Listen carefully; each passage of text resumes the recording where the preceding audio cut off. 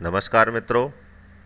आज का हमारा विषय है आईसीटी शिक्षा शास्त्र समाकलन को प्रभावित करने वाला कारक।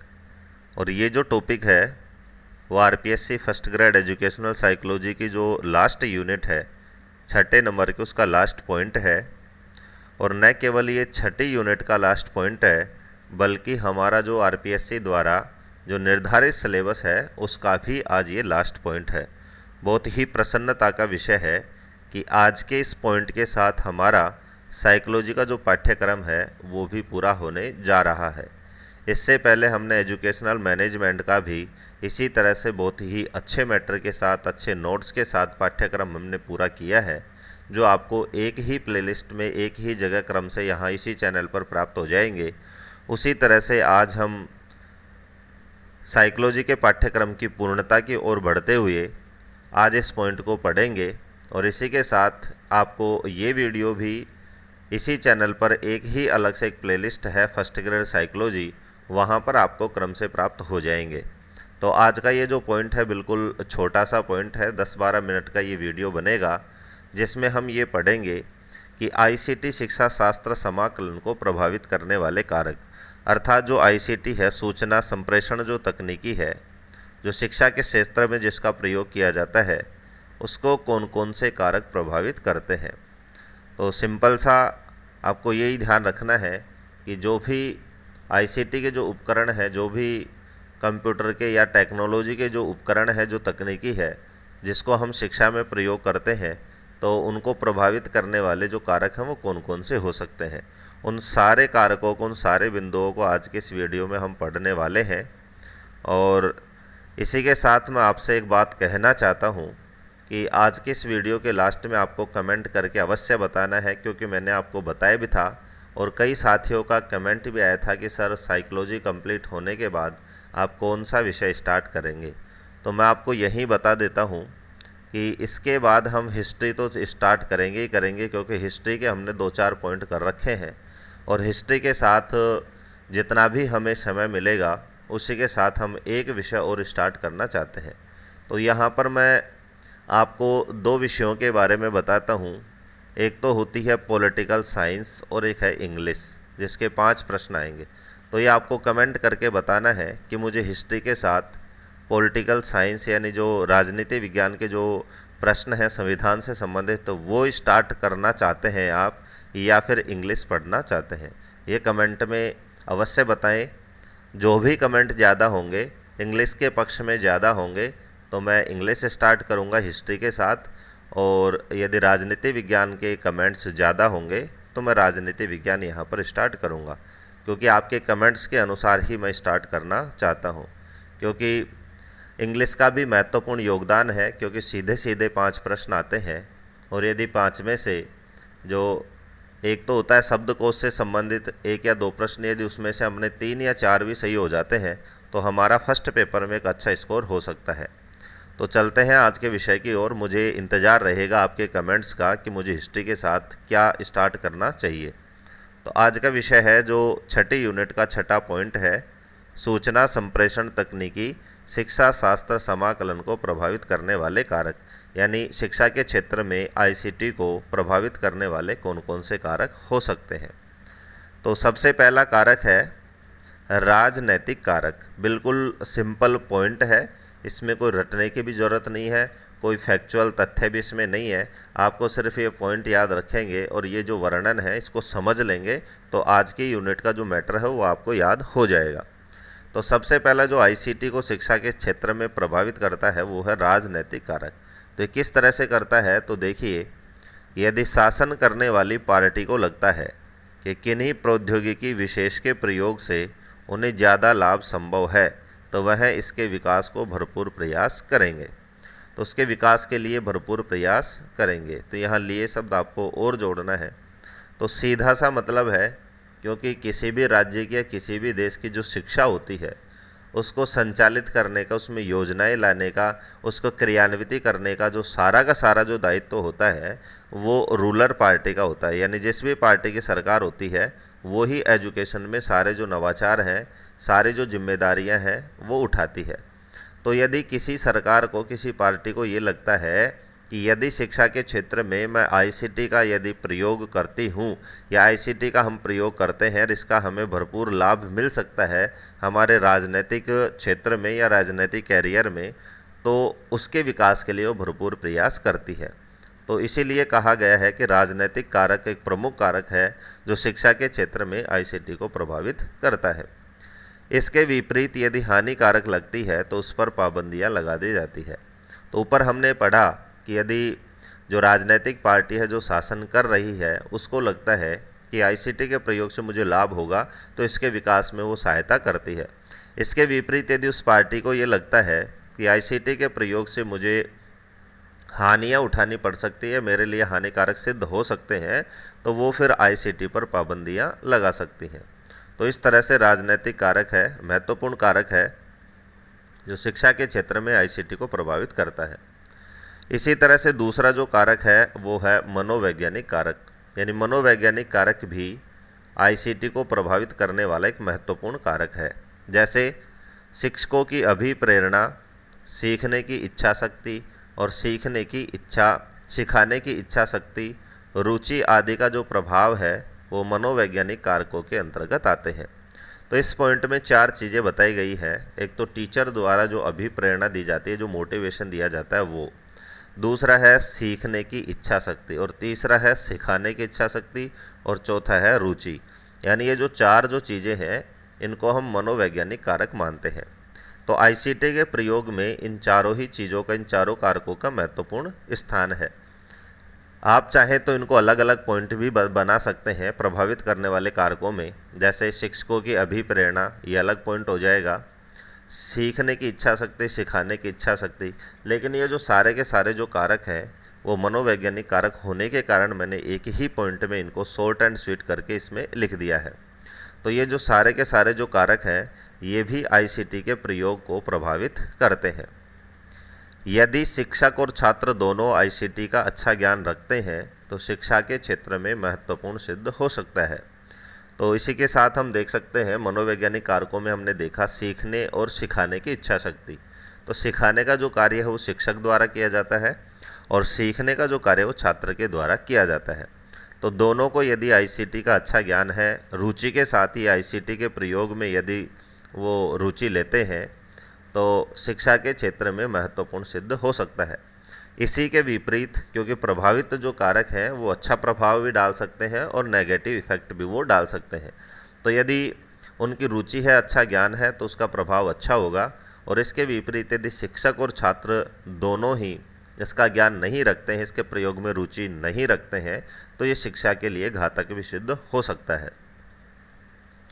तीसरा जो महत्वपूर्ण कारक है जो प्रभावित करता है आईसीटी को शिक्षा के क्षेत्र में वो है शैक्षिक कारक, यानी शिक्षा से संबंधित ऐसे कौन कौन से कारक हैं जो इसको प्रभावित करते हैं।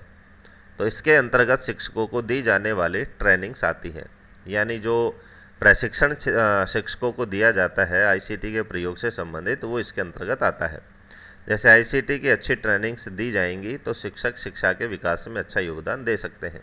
तो ऊपर भी हमने पढ़ा था यदि शिक्षक और छात्र दोनों को आईसीटी का अच्छा ज्ञान होगा तो ही वो शिक्षा के लिए अच्छा सिद्ध होगा।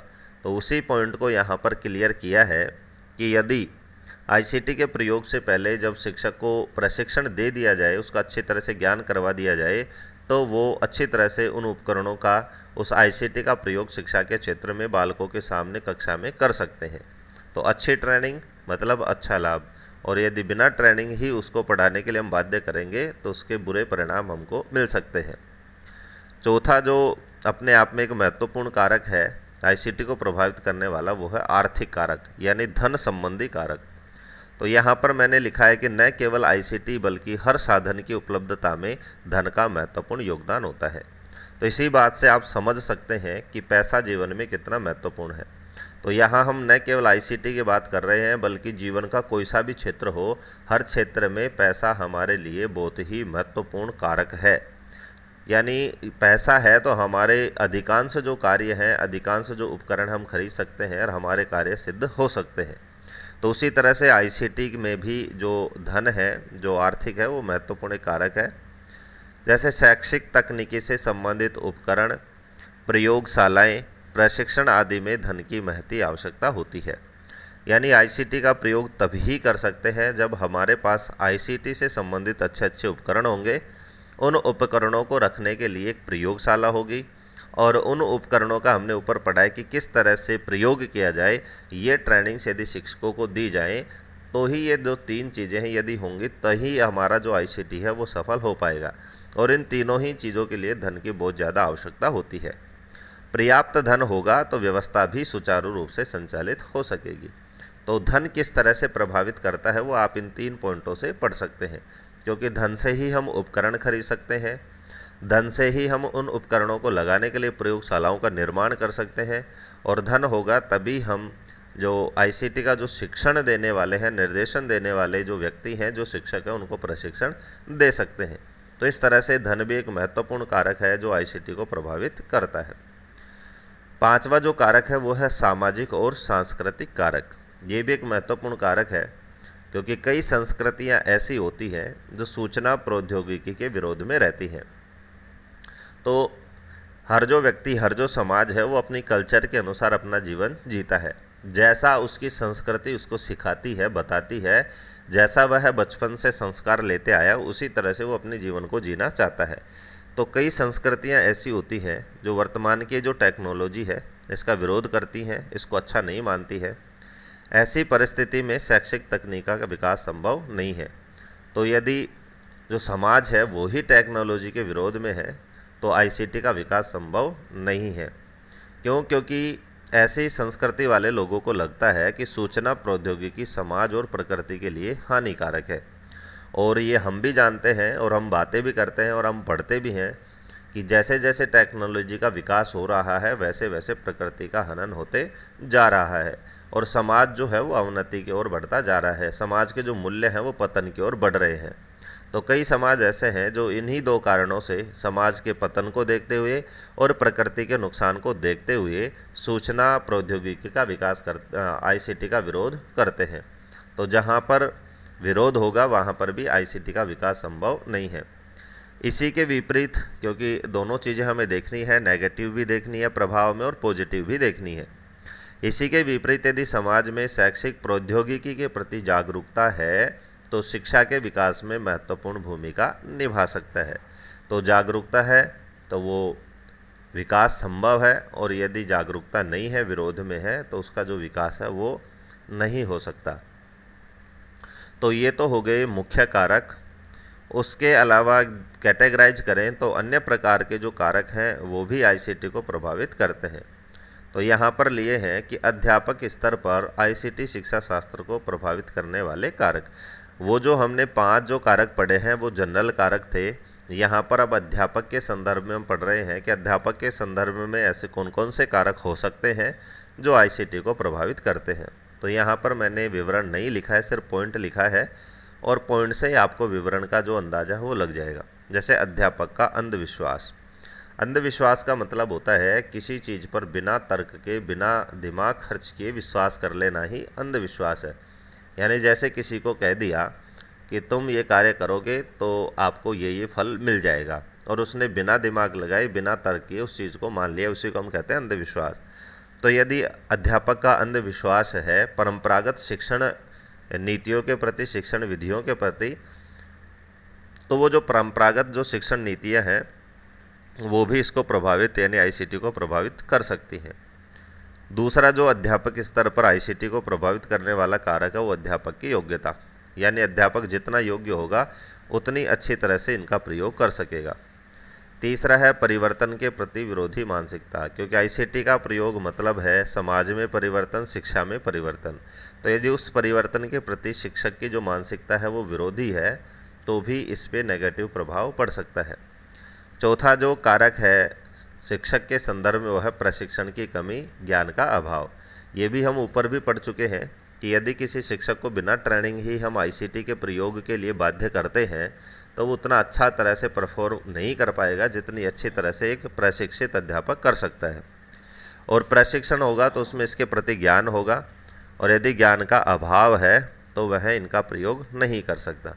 तो ये जो 4 पॉइंट हैं वो शिक्षक के संदर्भ में थे। अगले जो पॉइंट हैं 4 पॉइंट वो हैं विद्यालय स्तर पर आईसीटी को प्रभावित करने वाले कारक, यानी विद्यालय स्तर पर ऐसे कौन कौन से कारक हो सकते हैं जो आईसीटी को प्रभावित कर सकते हैं। तो पहला कारक है समय, यानी टाइम। यदि हमारे पास पर्याप्त समय है और अनुकूल समय है तो हमारे लिए आईसीटी का प्रयोग सही सिद्ध होता है। दूसरा है उचित प्रशिक्षण, यानी विद्यालय स्तर पर जो भी प्रशिक्षक है उनको उचित प्रशिक्षण दिया जाए तो भी इसका अच्छा प्रभाव पड़ता है। तीसरा है तकनीकी नियंत्रण, यानी कंट्रोल, क्योंकि बिना कंट्रोल के जो आईसीटी के जो उपकरण हैं वो सही सिद्ध नहीं हो सकते, तो इन पर जो नियंत्रण है, कंट्रोल बहुत ही आवश्यक है। और चौथा है तकनीकी सहयोग, यानी टेक्निकल सहयोग यदि विद्यालय के स्टाफ को, विद्यालय के प्रशिक्षकों को मिलता रहता है तो वो इसके विकास में अच्छा कार्य कर सकते हैं। तो ये जो 4 पॉइंट हैं ये विद्यालय स्तर पर प्रभावित करने वाले कारक हैं। उसी से जो पिछले 4 पॉइंट थे वो अध्यापक के स्तर पर प्रभावित करने वाले कारक थे, और इसके पीछे हमने जो 5 पॉइंट पढ़े थे वो जनरल कारक थे। तो इस तरह से आज की जो बिंदु था आईसीटी शिक्षा शास्त्र समाकलन को प्रभावित करने वाला कारक, उसी के साथ आपका जो साइकोलॉजी का जो फर्स्ट ग्रेड का जो सिलेबस है वो पूरा होता है। सिलेबस पूरा होने के लिए आपको हार्दिक बधाई। और जैसा मैंने वीडियो के स्टार्ट में भी बताया था कि मैं 2 विषयों में से एक विषय स्टार्ट करना चाहता हूं, या तो राजनीति विज्ञान या फिर इंग्लिश। तो आप कमेंट करके मुझे अवश्य बताएं कि आपको कौन सा विषय आपके लिए अच्छा होगा, आप कौन सा विषय पढ़ना चाहते हैं। आपके कमेंट का मुझे इंतज़ार रहेगा। वीडियो को लास्ट तक देखने के लिए धन्यवाद।